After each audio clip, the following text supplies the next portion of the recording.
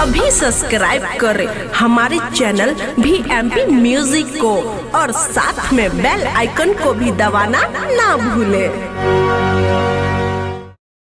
तेरे ख्याल दिल से मिटाया नहीं, तेरे ख्याल दिल से मिटाया नहीं, बेवफा मैंने तुझे, बेवफा मैंने तुझे भुलाया नहीं, भुलाया नहीं।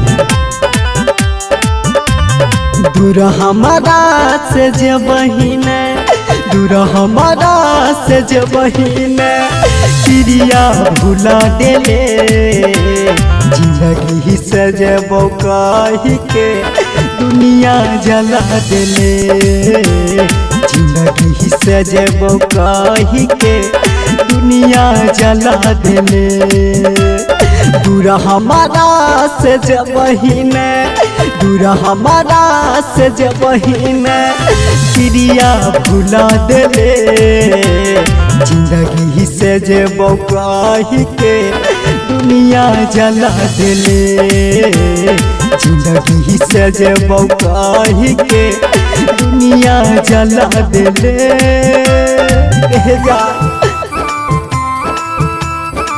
सिंगिंग बाय विनय निर्मल।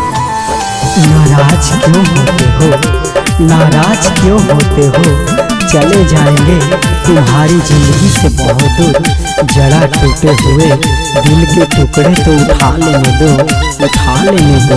आज हो रो बहिया रहिया जो हिया, कौन गलती रहे हमारे ये सोचाहिया।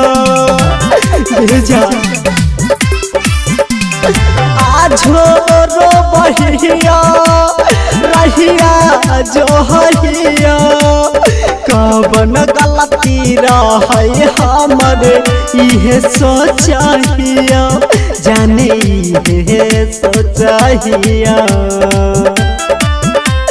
दिहल हमर निशानी, दिहल हमर निशानी, जानी नदिया बहा देले, जिंदगी से जब कही के दुनिया जला देले, जिंदगी से जब कही के दुनिया जला देले।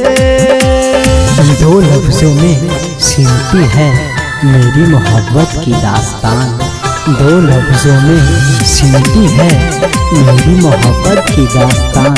उसे टूट कर चाहा और चाह कर टूट गए, चाह कर टूट गए। निर्मल विनय के संगे करके बेवफाई, हंसल बोलल मिलल भोला हरिया, गेले सब भुलाई।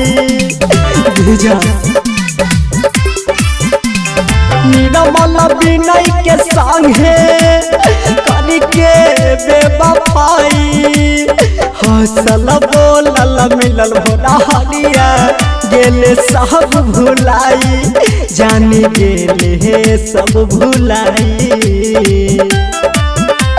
राइटर राजेश के जाके, कुंदन फन गो के जाके, जाने अगना सजा देले, दुनिया से जब कही के जिंदगी जला देले, जिंदगी से जब कही के दुनिया जला देले।